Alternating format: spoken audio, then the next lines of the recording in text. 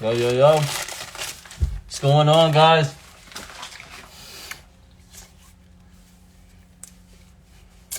Got an interview today. Oh, shit.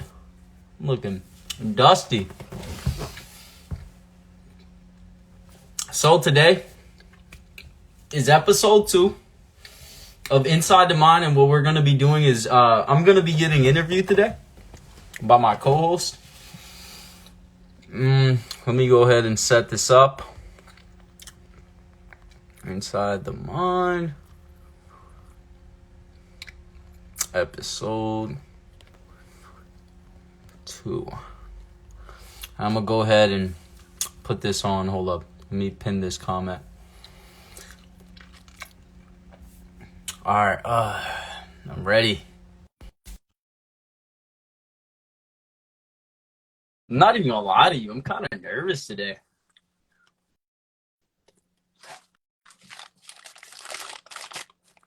I've accepted it. Give me a second. Yo. Yes, sir. Good, bro. Yes, sir. What's going on, Freddie? Chilling. All right. Hold You're on, on the hot seat today, bro. Hold on. Slow down. Slow your horses. Yeah. Slow your horses. Introduce yourself. Introduce people to the show. I'm gonna go get some water. I'll be right back. Yeah. Go ahead. Yo. So this is Inside the Mind, new podcast that we're starting. If you guys didn't tune into the last episode, John was pretty much interviewing me on just inside my mind, how my mindset is, how my mentality is. In this episode, it's pretty much going to be me interviewing John, seeing how, kind of like picking his brain, seeing, like what he's thinking, like how his mentality is, how he started, from the very beginning, and how he's, pretty much how he's going along. So, yeah. Yeah. All right, bro. I'm ready.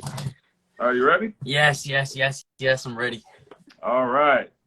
So, I'm gonna pretty much just start off by you introducing yourself. So I want you to introduce yourself. I want you to pretty much tell them where you're from, your whole life story, how you shit. Everything. Go right into it. My life story.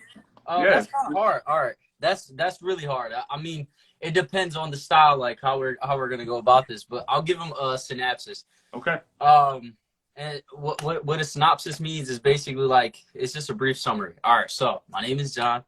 I'm from Philadelphia. I'm from North Philadelphia. And yeah, I'm from North Philadelphia. I've been super curious in this life, I guess, and I feel like that's what we're here for, to kind of see where my curiosity has taken me in this life. Been to the Navy. I've been to the Navy. I've then traveled all of the East Coast. I've been to the West Coast, a little bit of the South. Besides that, we're gonna get into that. Yeah, by the way, we're gonna get into all that. We're gonna get into every single where you been, where you travel. We're gonna get into all that, bro. All right. Yeah. So I don't know. Philadelphia, a traveler and a curious guy, making networks. So how was it like in Philly? How was it like growing up in Philadelphia? Tell me from when you were like a little boy to now. Okay.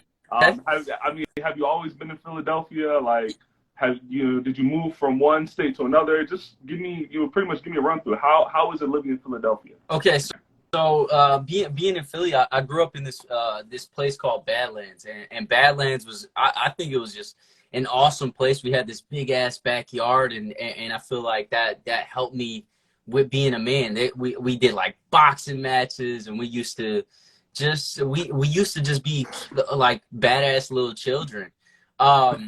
Growing up in Philly, bro, all you get to know is like Philly. Like I remember you were talking last time about the ball and chain anchor or like the anchor. And that's really what it was. I stood in Philly until I was probably like 20, maybe 2021. Okay. Besides that, yeah, being in Philly, bro, I feel like that what like it has developed a lot of it developed a lot of anxiety. It developed a lot of like personal issues, and I feel like as I was growing up, bro, like I had so many questions. I had so many questions for myself. I was so insecure about life, and I just always knew that there was something more out there. Like there was more out there.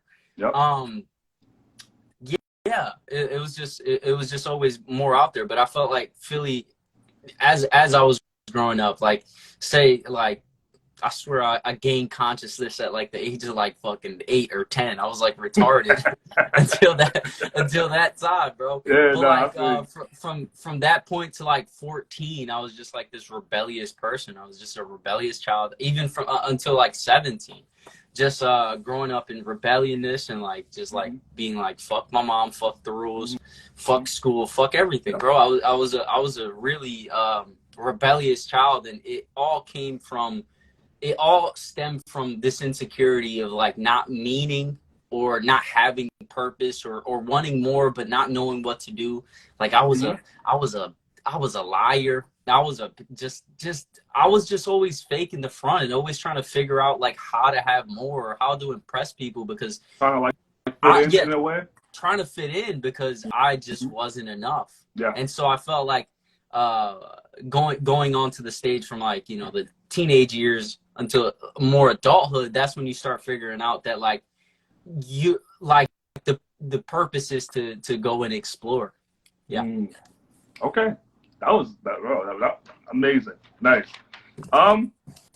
So going still because I still want to go on to like your hometown Philadelphia. I want to Okay. know how has your hometown like changed you as a person like in general, and this could be like a positive thing, this could be like a negative thing change. Just how has it changed you in a Okay. I'll give positive or you both. negative way? I'll give you both. I'll start Okay. off with the negative.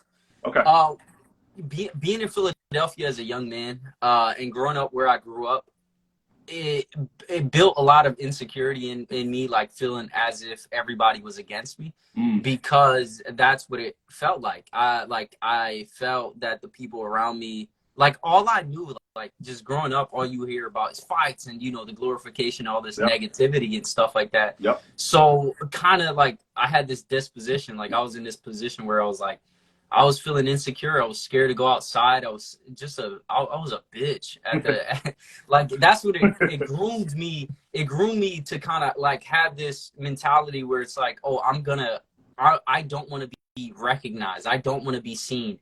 And so I guess it groomed me to be kind of like insecure as a man and always feeling like there's people out to get me. And then also it groomed me to always think about the negative things that could possibly happen.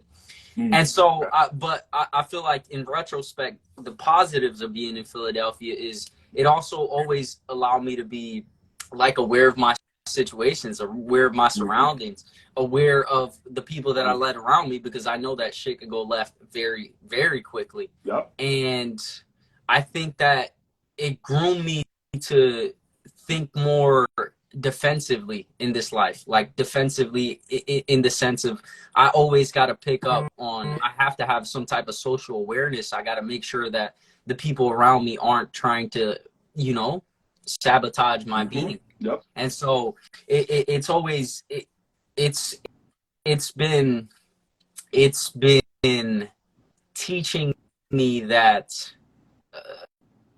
awareness is a very important part of my life. Yeah, that's it. Like it taught me, yeah, all the negative is like the insecurities, anxiety, depression, because feeling stuck. And then all the positives were like awareness, having a defensive mind and always thinking that defense is very important instead of just offense. Because if you could see anything, like if you're defensively, like if you're thinking defensively, if you could see any negative thing in front of you, okay, avoid it. And that's what led to the good offense, I guess. And yeah, that's it. Okay. Nice. So I'm kind of gonna veer off of your hometown Philadelphia just for a little bit. I'm gonna get like back into it just a little bit. But what I really want to know is what what life-changing event happened in your life to where your whole mentality of just, okay, I gotta make it has changed? Or has that mentality always been the same from when you were a little boy? Have you just always wanted to like do something to where like you want to become wealthy, or pretty much what life-changing event happened to where your mentality has changed? That's a really good question. So I've always like, I feel like everybody has that type of like zeal to be somebody. Like we all, like as little kids, you know, you could play as an astronaut and you're like, I'm a fucking astronaut, or I got like superpowers and stuff like Yeah. that. So like I feel like we all have that type of like, we want to be somebody. But I think there uh the moment that made me say fuck it and like I don't care anymore was September 25th. All right, it was Hmm. September 25th, like Okay. 2019. Specific I date. was, yeah, it was Okay. or 2018. Okay. September 25th, 2018. I was in the studio with one of my closest friends, Quill, and whatever, we just making music. And at the time, my oldest brother was he was having a lot of hardships when it came to his health. And I remember after the studio, my mom called me and she's like, yo, Elwin's in the hospital, like come home. And so I came home, whatever, whatnot. She told me what hospital they were in. And after that point, we like for that week, we kept going back and forth to that hospital. But we got to the hospice October 2nd. And when we got to the hospice, I remember talking to my brother. I remember telling him that I love him and that I care for him. And I was kind of knowing the grimming moments that were to come. But then, you know, he passed away, and at that moment, chaos in my mind ensued. It was just like, you know what? I don't care anymore. I don't care about anything. I was, um, so at this chapter, 2018, Hmm. February, I had my daughter, and then, which is a big spike in emotion. And Hmm. then in October, my brother passes away. My oldest brother passes away, which is like one of the biggest influences I've ever had in my life. So it was like this big spike in February, and then this super spike in October. And I guess I was like, what, 18, 19? I was 19 at the time. Into like October 2nd, I was 19. I didn't I didn't know how to process the two. I was in this like place where it was like I should be joyous for life. I got a daughter, and then I also have this place where like my Hmm. brother just died. Being Yeah. so young, you don't know how to process these things, and all chaos ensued. I think within that week, or within the month, November 16th, I decided. So October, my brother died, October 2nd. November 16th, I just decided I'm going to go to Puerto Rico. And that kind of like drove me to be like, I don't care. And the question was, what was there a moment that changed it? Yeah, it was October 2nd. That moment changed my life to not care about the consequences of any of my actions. Hmm. So would you say those two specific events, uh, a good event, which is the birth of your daughter, Mm-hmm. and a terrible event, which is the death of your brother, that was kind of like pretty much like a life-changing event for you? That's when the tides turned for you. Yep, Okay. at the age of 19. Okay. Nice, nice, nice. Um, so going going into a little later into your life where me and you had met Okay. um on Apex and everything, and I remember this conversation very vividly because it surprised me so much because I just never saw this part of you. This was when you were saying that you wanted to go to the Navy. Oh Um, yeah. and in my mind, I'm just like what the heck? Like this dude is really, because in my mind I was like, okay, I'm gonna lose my Apex partner, and this man wants to go to the Navy, and I don't know why. So that was my mindset. So um, pretty much, I want you to explain to them like what was the reason you want to go to the military or the Navy, Okay. and Okay. starting off, but then I'm gonna branch it off into, you know, other questions. All You right, know, that's perfect. That's Canadian perfect. stuff. So, as I was saying, like November 16th, I went to Puerto Rico. So October, my brother died. November, I was in Puerto Rico until like January. And throughout that time, I was in this place called Maya West, which is I'm pretty sure the West Point of Puerto Rico. And my uncle, his son is in the military. I didn't give a fuck. Like that didn't interest me. I didn't care. But I remember he specifically told me, he was like, yeah, Navy SEALs are the kings of the kings of the kings when it comes to warfare. And I was like, bro, that is in my mind, I didn't say it, but in my mind I was like, bro, this is dope. I started watching the way that they train, and they go on the beach, and the way they swim, and the reconnaissance missions that they go on. And I was like so consumed by that. So when I got back is when me and you met. When I got back from Puerto Rico, me and you met because I was still depressed, and I was just continuing to play Apex just day in, day out, day in, day out. And then me and you met. When me and you met, I was in the moment of depression. I needed somebody, and you know, good thing, serendipitous moments. Yep. Me and you was me and you was like, we connected in the sense of like, we knew that we wanted to win. Boom. Yep. So that stuck out to me. Me and you kept playing, but at the same time, how you said that Apex was like, it was transferable to real life, the things that we were learning, because we knew that the main objective was to win. Right. That was it. I was like, you know what? That was still in the back of my mind, being like a Navy SEAL and stuff like that. So that continued to play in my mind, and I was just like, you know, why don't I just make something happen out of this? Like, I have the mentality to be a leader, because I noticed how me and you started winning. We started getting really good at it.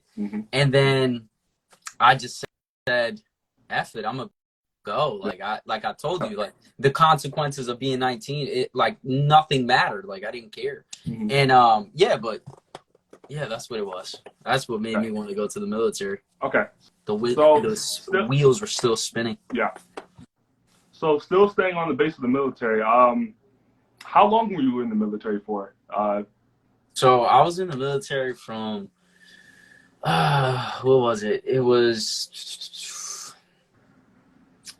October 17, 2019 to January 2021. So I was in it for like a year and whatever. Okay. What kind of people did you meet, like, in the military? That's a good question. So in the beginning of the going to boot camp, you start realizing how many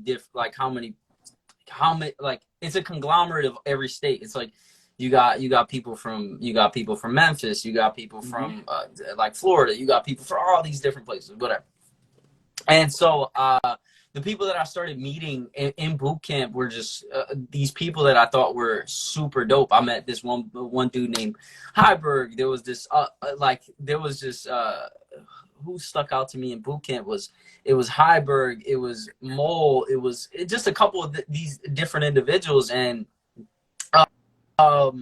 they had such a different mentality. It's like their confidence were just there. Like I saw people's confidence, and that attracted me to certain individuals. Where like I started meeting, then processing from boot camp into A school, I started developing more friendships. I met people like Riley, which me and him were gonna fight and stuff like that. Like super different mentalities, but throughout it all, it was like we connected because of the simple fact that we served the same purpose. The same purpose was we wanted to do something bigger for ourselves, which is exactly why I think everybody joins the military. They're like, I want to do something bigger for myself.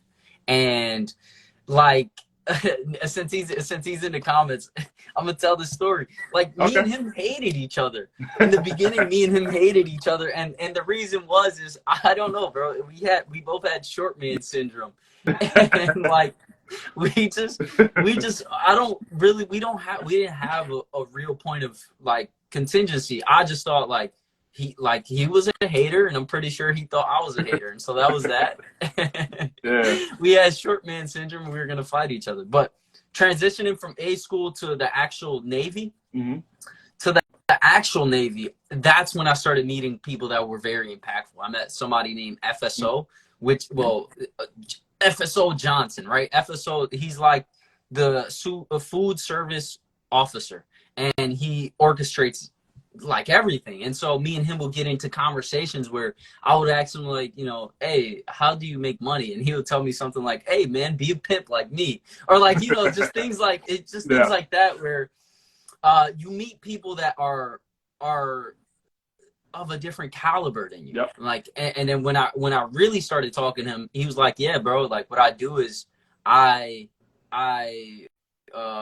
have a compound of like 67 units, and it's apartment units. And I was like, how much do you make a year? He's like, $500,000. And that's when I was like, you know what, that's really interesting.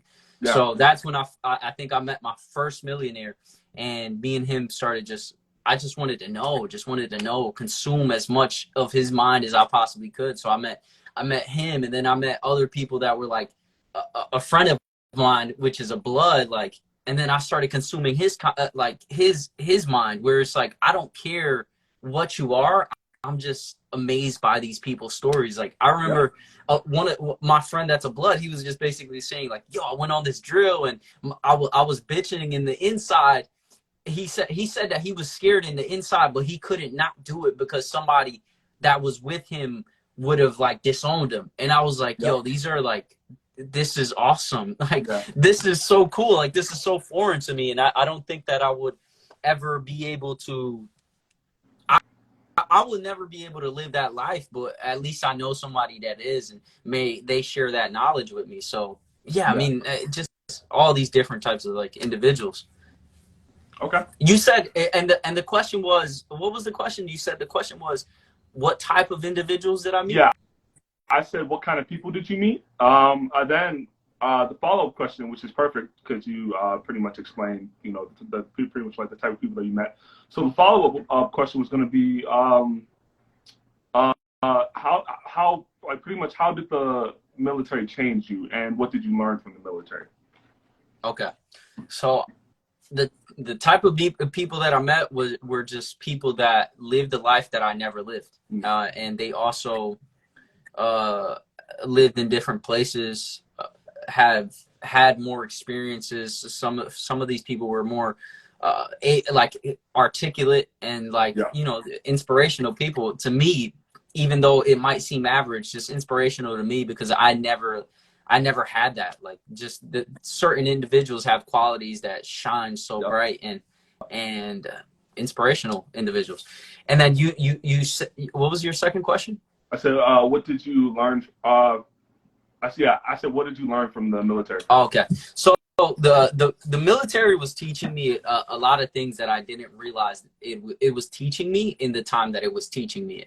It was teaching me patience, and it was also teaching me, it was okay, so it taught me patience, and it also taught me that business is just business. Like, explain that. In boot camp, you get yelled at. Yeah, okay. And in real life, if you get yelled at, you take that personally. Exactly. But like in the military, this is just a part of the program. And it's just business. Like, they're going to scream at you regardless if you do everything flawlessly. You're not flawless. You're not perfect. It's a part of the program to humble you down. Like, to humble you down so that they can build you up, right? That's kind of what they say.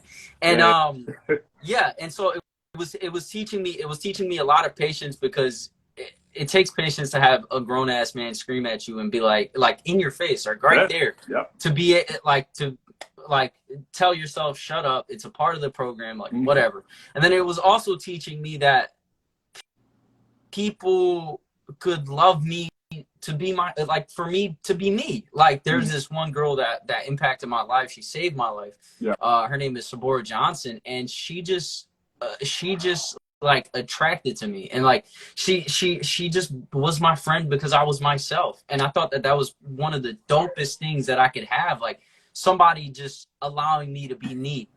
And so with that, I learned through all of the things that I was doing in the military that it's dope to be me. It's dope to be Yeah. yourself. So Yeah. yeah, that's what it taught me. It's dope to be Okay. me, patience, and business is just business. Okay. From like right Um. now, from what I can tell you right now, if I was to write it down, I'd probably have a lot more. Nah, I feel you. You're good. Um. So John, I've known you for a little while now. And the way I would describe you is uh very self motivated. You're like very self motivated. What's like what pretty much what keeps you going? Like what drives you? What keeps you self motivated? What keeps you even during your like down depressed times? What makes you keep going pretty much? Um, I can't quit. Not because I like, not because I can't, because I'm like stubborn, but like there's too many people that love me, Mm. and I get to the point of suicidal thoughts. Like I get to these points. Like Yeah. I'm kind of crazy. And so I would get to the point of suicidal thoughts. And then every time I get to the brink or to the edge, I'm like, I need to leave something behind. So I'll think of like videos, and I'll start talking to certain individuals. I'll start making the videos, and I'll start tearing up, and I'll start crying and getting all emotional and like really breaking down, because these people have only shown me love, and these people would really be devastated by my loss. So what keeps me going is the fact that I can't quit, right? I can't delete myself. I have to keep Yeah. going. And so I'll and then another thing is like the voice in the back of my mind, when I take control of it, like it's not telling me, oh, you're worthless, you're a piece of this, you're a piece of that. Like when I take control of it, I'm like, what am I doing? Like, why am I acting like this? How can I move forward? Mm. And I just get into driver's seat, I get into pilot seat, and tell myself that I'm dope, and that I could keep on going, and that's it. And then I'll start creating, right? I'll start making like art pieces because I feel like shit, and they'll whatever, and someone will appreciate that. They'll buy it, and then I'll be like, damn, like that's dope. I should do something else. I should keep on going. And so, yeah, I just can't quit, man. Yeah. The only reason I'm self motivated because I have to be, and I can only keep myself accountable. Like, and then another thing is I have friends around me that keep me accountable. Like if I Mm. called you, right? If I called you and I'll tell you, yo, bro, I'm feeling depressed. You'll tell me something like, you love me, you care about me, Yeah. and to keep on going. And so I have multiple people that will tell me these type of things. So the fact that I can't quit, and the fact that I got friends that keep me accountable. Hell yeah, bro. Shit. Okay. So so we're gonna go a little further in on how you because I feel like a lot of people don't know you met a lot of people. Yeah. Okay, and I know you briefly kind of said this in another one of my questions, but we're gonna pretty much try to dive deep into the people that you've met like along your Okay. journey, like these millionaires that you met.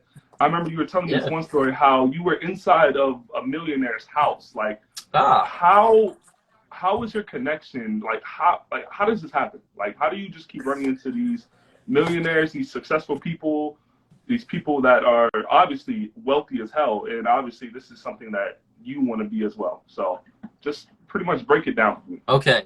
So they'll say things like right place, right time. Yeah. Right. And so that's a real thing. Right place, right time. Since you asked millionaires, like okay, I'll tell you exactly how I got into this man's house. How did I get there? Was taking a chance. I was flown out by a friend that I met over there in the military to Minneapolis. From Philadelphia, I was flown out to Minneapolis, and me and him got into some type of like whatever discussion, something, things went sour. But as I was in Minneapolis, I was like, damn, I started walking around. I got myself an Airbnb. And throughout those days, I was just like, I don't want to leave this place. Like, I don't want to leave. And I kept praying.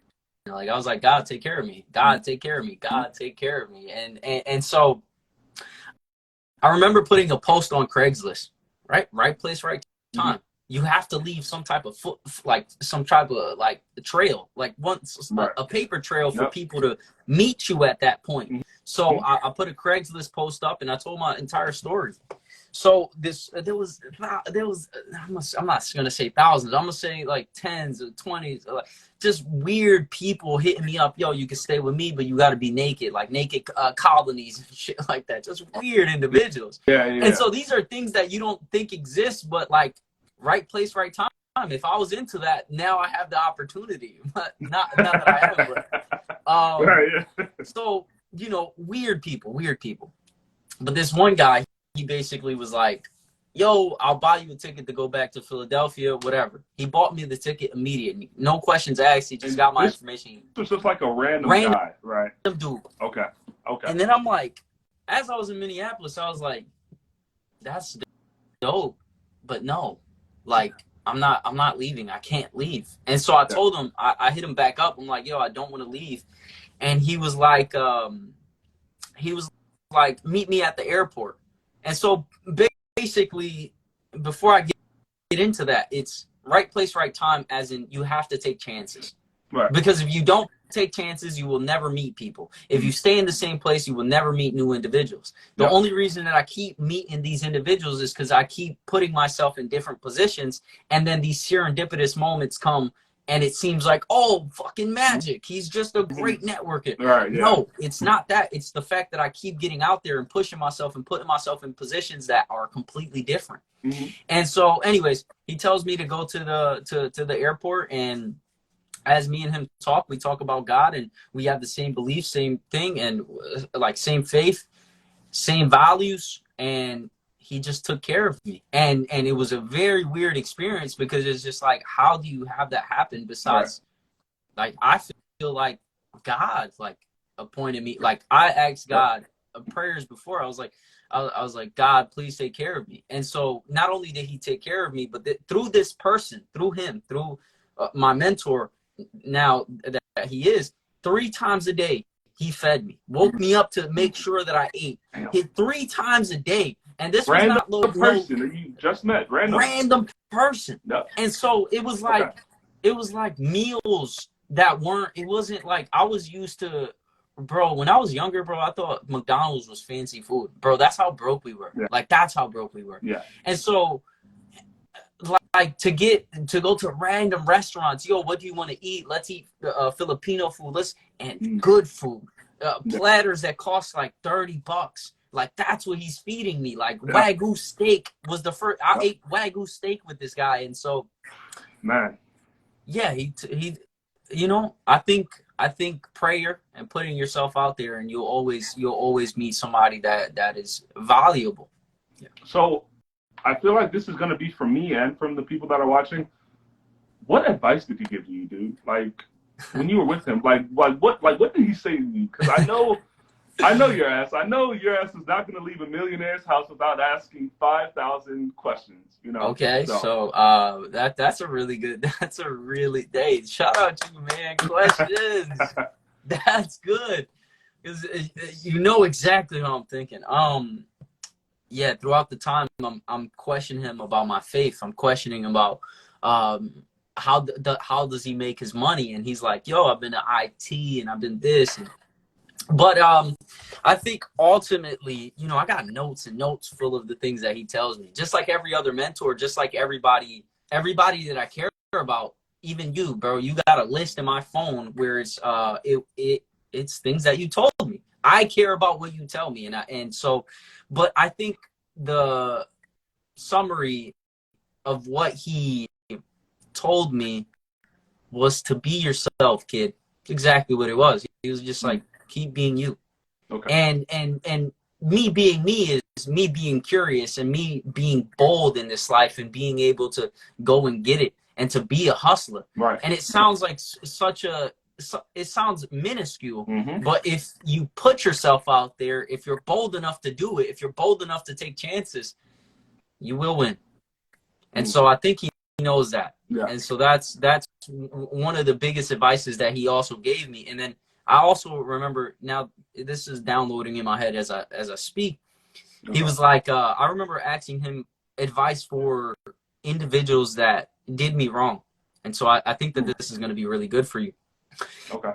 He said, I asked him, I was like, hey man, like there's some people back home, or there's some people that places where they did me wrong, man, and I don't feel like forgiving them, and I kind of hold some type of hate. Yep. And he said, forgiving these people is for you, but that doesn't mean to go back to them and tell them that. Stay away. Yeah. Forgive them in your heart and leave them where they are. Because in a way, I feel like it's not for them. It's just for you. That's for you. That's for your like peace of mind, you know? Mm-hmm. Okay. Mm-hmm.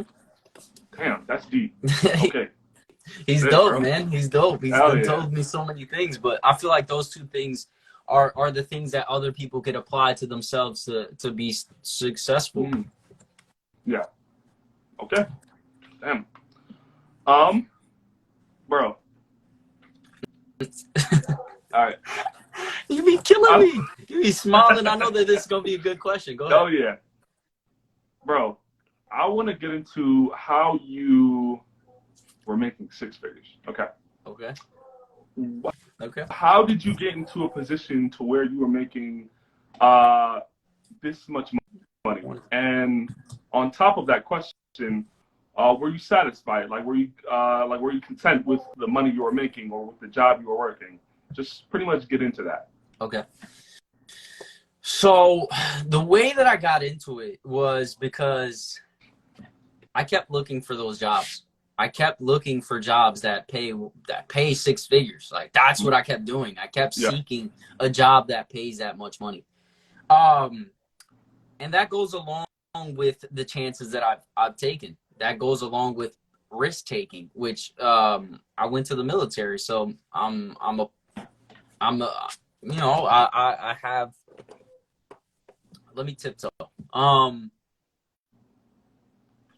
I went to the military, so that was an added bonus to how I was making what I was making. But at the end of the day, it was a government contracting job, and so I think what you're really asking is how to get that much. It's by searching for that much, like apply to as many places that offer that much, and one out of 1,000 might just give you the job and they'll train you for it. And so I was making that much money because of the fact that I kept searching, and then my resume was pretty good. But was I content? No. I was working 60 hours a week. It ranged from like 50 to 60 hours a week, and all I would do was work. My entire life was working. It gave me the added benefits of being able to supply myself with the necessities of life, which is food and shelter, and also a new home or a new car I met. And these are cool. These are cool little gems. I get to eat. I get to afford things where I wanted to be. But where is the basis of my life? The basis and where I was in my life was just at work and work and work. So I hated it. I was working for a living, man. I was working. Yeah. That's it. And so it was a lot of money, but at the same time, it was just purposeless. Yeah. Okay. So on top of that, was this something that, I feel like in a way when you're working a job that you don't like, in a way, or I mean, did you like this job that you're working, this six-figure job? Did you was this something that you could see yourself doing like 10 years down the line? Was this something that you were passionate about? No. So I feel like in a way when you're not passionate about something and it's a job, doesn't, no matter how much money you're making, it just Yeah. doesn't hold. Yep. It just doesn't hold together. Because you go on to work with that same mentality of, okay, I'm just doing this just to do it. I'm not Mm-hmm. passionate about it. So Yeah. It's very true. Yeah, I would agree with you 100%. Yeah. It's purposeless. All you're doing is you're there to work, and you're there to work. yeah, It sucks. If you don't love it, it sucks. right. Okay. Um. All right. So we're gonna go into a little bit of your clothing brand, Walk by Faith. Okay. Solid. Solid. For for a lot of people, they don't know, or I don't know, they might know you. That's like your brand, right? They're just like Walk by Faith. Called Company in Um. Christ, but that's one of the mottos.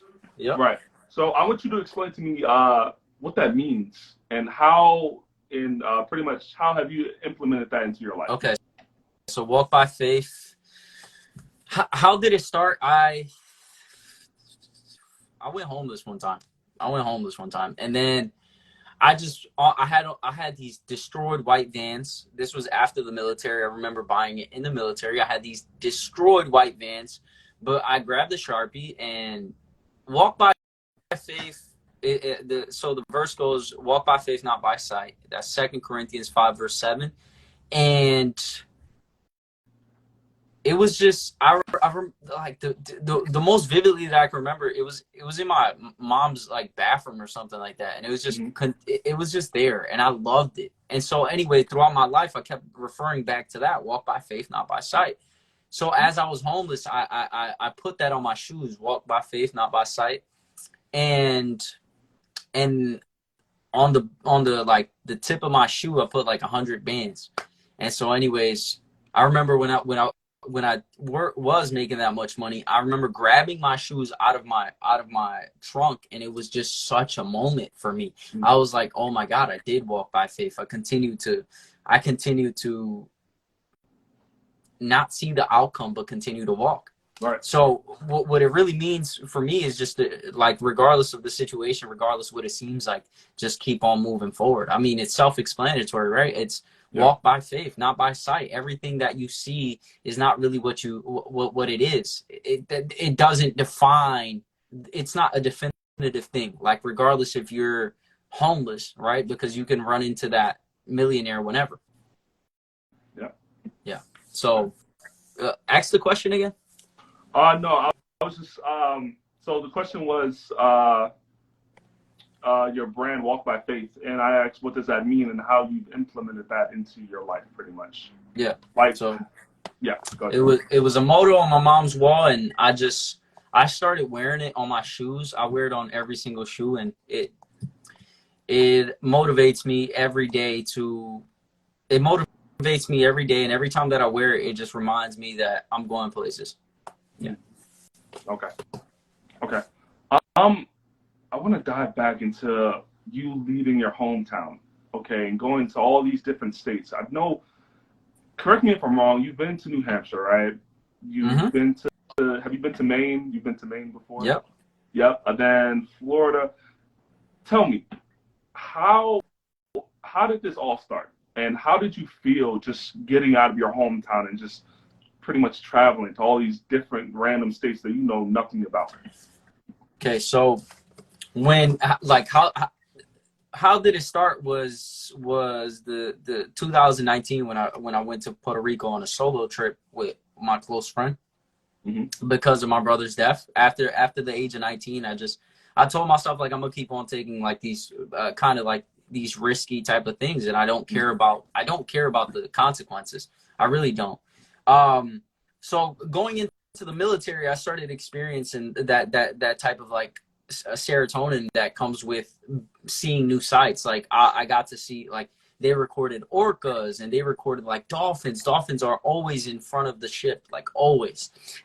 There's also, it was just traveling through there. I went to San Diego, and when I went to San Diego, I loved it. And so Mississippi, it was dope. And so I just kept going different places, experiencing new food, and that created my zeal to travel. So when I first went to New Hampshire, my mom gifted me her car, and she kind of kept telling me, don't go, don't go, don't go, don't go. But I was like, I'm going to take this risk.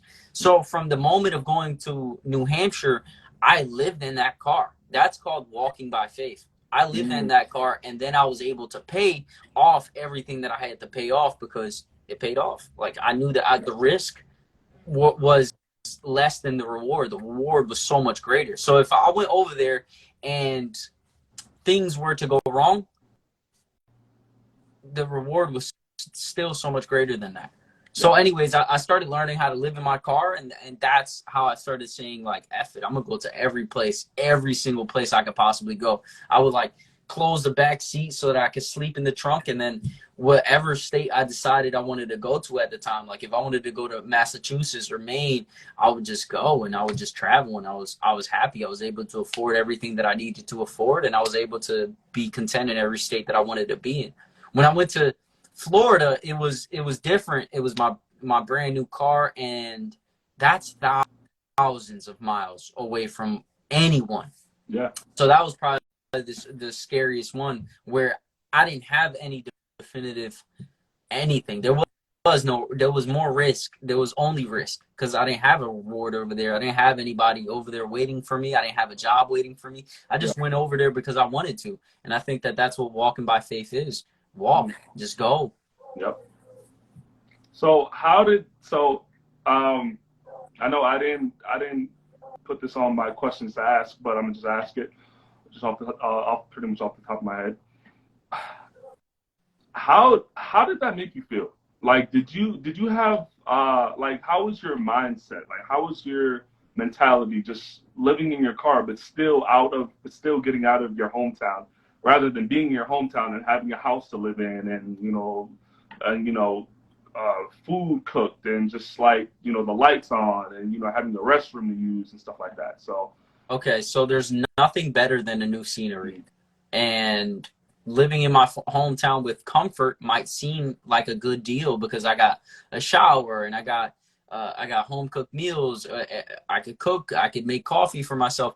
But there's nothing better than experiencing a new city, a new place. There's nothing better than experiencing a new accent. You get to see new people, and living in my car wasn't hard. I did it for 8 months, and the reason I was able to do it is because you kind of bring a program. The program for me was I'll take showers at 24-hour Planet Fitnesses, and then I'll just eat wherever, and then I'll keep getting like jobs and supplying myself. So for me, it wasn't difficult, even though it may seem difficult for other people. I love traveling a lot more than I care about comfort. Okay. Yeah. Nice. So I know in my episode, I talked a lot about endgame, my endgame. So pretty much the question is, what is your endgame? Like, what do you want from life? What is your endgame?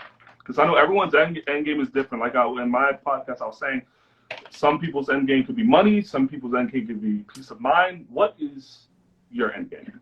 Okay.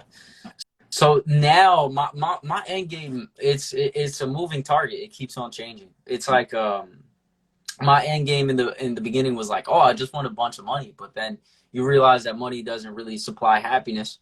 So then it's like, okay, what do I want? So I guess simplicity is a very big thing for my end game, but I really want a community. I want hopefully 20 houses filled with people that I love. I want to build this community. I want to build a community where I could raise my children and my friends could raise their children, and I could be able to, not have any type of like some type of like worry for my child. Like if my child goes to my friend's house, I know that she's good. Or if their children come to my house, like they'll know that it's Allstate. They're in good hands. And so literally, that's it. I want my people to be straight. I want my friends I want to live to see my friends' children be good. And I think that's my end game. And then also my people be straight. But also to leave a bunch of art, a bunch of things behind, so that the people that love me and the people that care about me could continue to hold on to something when I die. So it's not just a house, but I want like art or like music or like lives like this, like what we're doing. I want to have some type of purpose. I want to continue to be able to inspire people and bring the best out of the people that I have around me, because I love the people around me. So my end game is to motivate forever, motivate, inspire, love everyone that loves me. Like you, bro, I want you to continue to be motivated and inspired and feel love and know that we're good through everything. So my end game is to inspire, bro. Inspire and simplicity for the people that I love. I love that. Yeah. Love that, man. Hell yeah. So we're kind of going towards the end of the segment. Yeah, that's cool. I have two major questions for you. Okay. And one of the questions is, how has your daughter and being a father changed you as a man?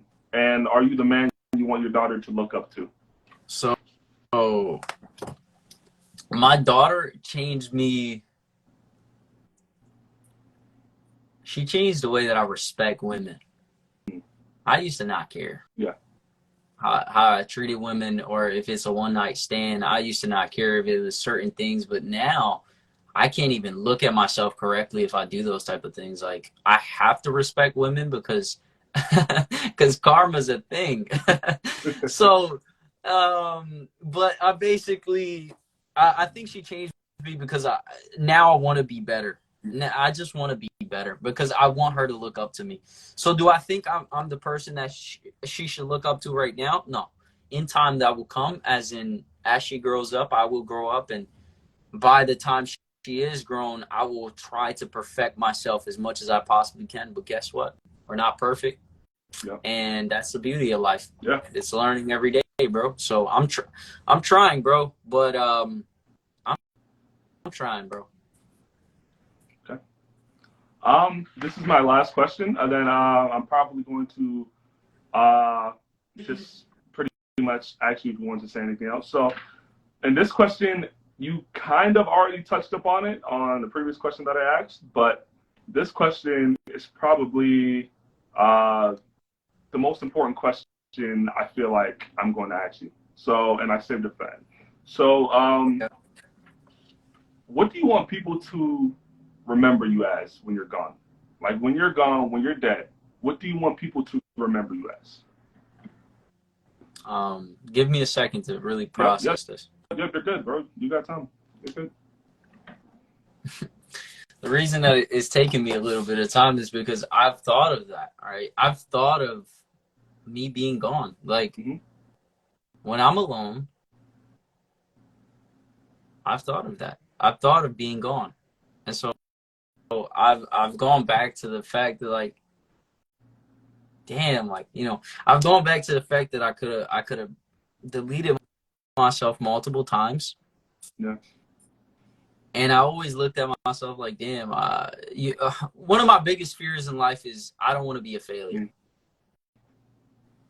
Right? So I guess I want people to remember me as somebody that continued to persevere through all the hardship, and somebody that was as genuine as he could possibly be, and someone that showed unconditional love to as many people as he came across, because I try, man. I try, and I'm not perfect, and I fuck up, and that's just what it is. I just want people to remember me to be somebody, I guess. Somebody that meant something to them, because I can't dictate what people think I will be when I'm gone. Like, what's funny is, like, you could think about somebody to be like a fucking goofy, but the people around them don't think of him like that. So it's just like, I can't control what you think about me, but what I do want the narrative I want you to follow is that he persevered through a lot of things, and he tried to show unconditional love. That's my answer. That's fucking beautiful, dude. Yeah. Shit. Hell yeah. Okay. Shit.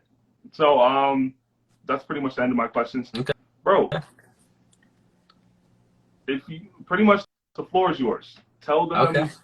them, pretty much let them know what's going on. Give them some advice because I know you giving me so much advice. You've affected my life in so many positive ways, and I pretty much want you to do that for them. Okay? Because Okay. I feel like in a way I wouldn't be where I'm at right now if it wasn't, pretty much for you. You Okay. are part of the reason why I'm here. So I want you to, inspire them. Give them some wisdom. Okay. So, what I want to say to every single one of you watching is take chances, right? Take more chances. You still have time. You're awesome the way that you are. There's a lot of flaws that you got to fix, just like me. We all have to fix our flaws, man. We aren't always right. Learn how to be wrong. Learn how to be curious. Learn how to question things and continue to move forward and question more and more and more and more. Stop taking everything so seriously. Be silly at times, right? Be able to get down to other people's levels that aren't as smart as you. And the reason is because spreading love is about spreading joy. Spread joy. Don't be so rude all the time. Learn how to treat people with kindness and be gentle with everybody that comes across your life because you don't know who they are and also you don't know what they've been through. Mm-hmm. You don't know if that's their last day or the last straw. Yeah. Be positive, be optimistic, be sure of yourself. Be confident that you are awesome and that you are dope and that what you do is enough, but also strive for more. And I say, besides that, take care of the people that love you, take care of yourself, and dig deep. Find purpose. Find what. Sit in silence, right? Sit in silence and really tell yourself, am I doing enough for myself, right? For me. Like, am I doing enough for me, right? Sit in silence, tell yourself that, and then tell yourself, can you express it? And then express it. That's it. That's all I wanted to say. Express love, express yourself, be confident, be sure of yourself, be kind, be loving, be gentle. That's it. Y'all heard it here. Okay. Damn. Yeah, so it was a good interview, man. That was a really good interview. Like the way that you styled that was awesome. I'm gonna end it and then we're gonna go to our post conversation. I appreciate everyone for tuning in and watching. That was amazing. Wow, I'm like, damn. Yeah, that was amazing. That was really good. That shit hit me. So, okay. All right. Peace, guys. Episode 3 will be coming out tomorrow. All right. See y'all.